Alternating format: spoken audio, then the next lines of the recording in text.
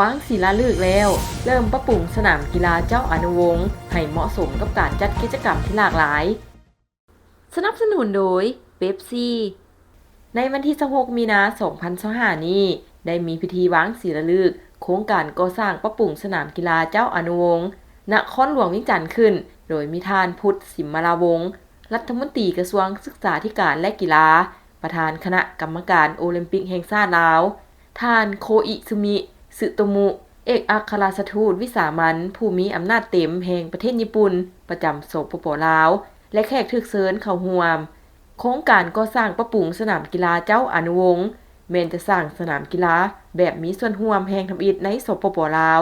ให้มีการนำใช้สนามกีฬาให้เกิดประโยชน์สูงสุดและเหมาะสมกับการจัดกิจกรรมที่หลากหลายประเภทกีฬาเป็นสถานที่ฝึก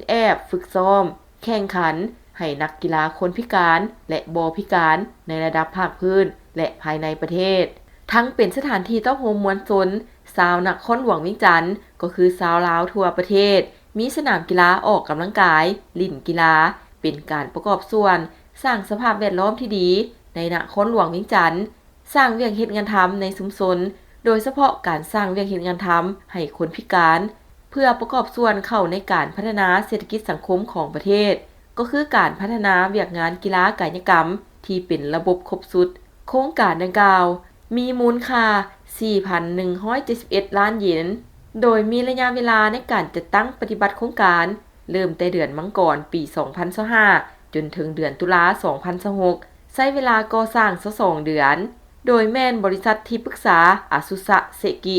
และบริษัทก่อสร้างฮาซามะเอนโดโตะเป็นผู้รับเหมาปรับปรุงสนามกีฬาเจ้าอนุวงศ์นับแต่เปิดนำใช้ในปี 1950 เป็นต้นมาแม่นมีบทบาทสำคัญในการพัฒนาวงการกีฬาในสปป.ลาวเนื่องจากสนามกีฬามีที่ตั้งอยู่จุดที่สะดวกสบายในใจกลางนครหลวงเวียงจันทน์สนามกีฬาแห่งนี้จึงถูกสมใช้เป็นสถานที่จัดงานแข่งขันกีฬาและกิจกรรมต่างๆเป็นประจำแต่ในปัจจุบัน